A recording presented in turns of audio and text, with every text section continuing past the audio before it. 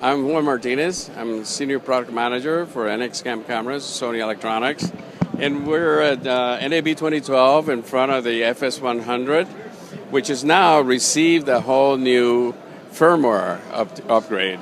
And this brings some really welcome new functionality to the camera. I think the most important one is that it's now WorldCam, so it's compatible with United States or European standards. So you can record at either 50 or 60 hertz systems.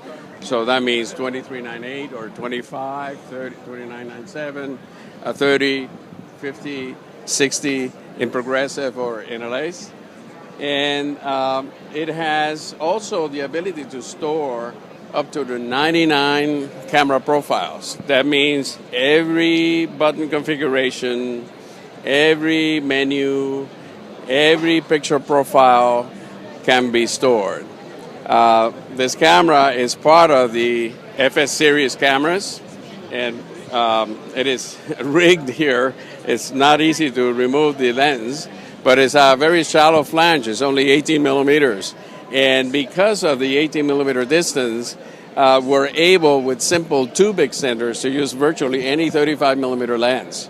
So you can have SLR lenses or DSLR lenses or film lenses. So motion picture lenses can go on this camera with simple tube extenders, so there's no optical degradation.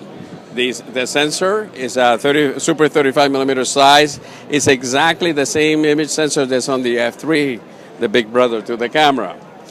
This camera cranks from 1 frame per second up to 60 frames per second. So you can do 2.5 slow motion directly to the AVC HD codec on the camera.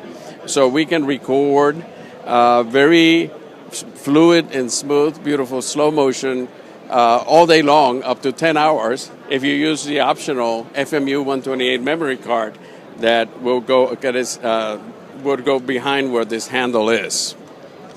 The camera offers all the major audio controls that you would have on a professional Sony camera, including filtering, trims for setting the levels of the microphones. All of that is included. And it has a full array of creative controls. It is possible to paint the image very, very well with very powerful controls. It has 6 different picture profiles, and the picture profiles can be controlled. You can change the gammas. So it has 2 LUTs, which are created from Kodak film stock, or broadcast ITU 709 or standard gamma. All of those are included. You can see how it affects the image.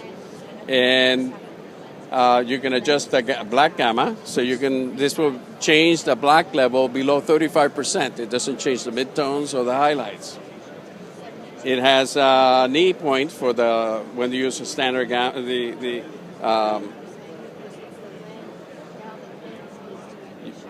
You can also adjust the color, and you can have different color LUTs.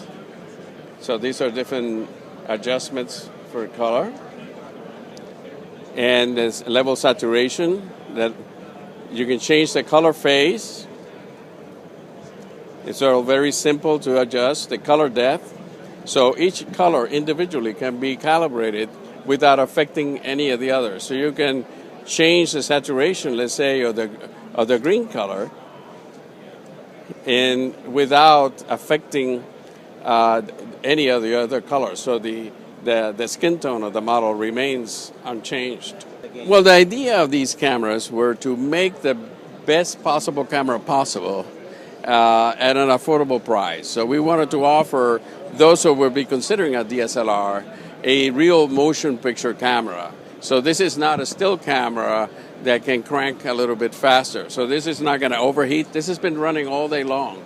And you touch it, it is cool to the touch. It has a very high gain. So the sensitivity of this camera is right beyond what film is. It can go up to ISO 16,000. And it's very quiet. There are very little noise, and the granularity of the noise is very filmic. It's very, very nice and beautiful. So it is even usable at full gain. And it can be mounted anywhere, and it's relatively inexpensive. So including a lens is under $7,000. The FS700 offers a lot more capability. So it has neutral density filters. It can crank it up to 960 frames per second. It has 4K ability when the optional recorder from Sony becomes available. It has a 3G HD SDI. It has quite more functionality because we have been able to discover how to apply that on this architecture over the previous year. So we're not replacing the FS700. The FS700 remains because it's a very important camera on our line that is very well received, and the FS700 now is joining it at a higher price. Do we have a price point for the 700? The 700 will be under $10,000. We're not yet saying exactly how much is it going to be.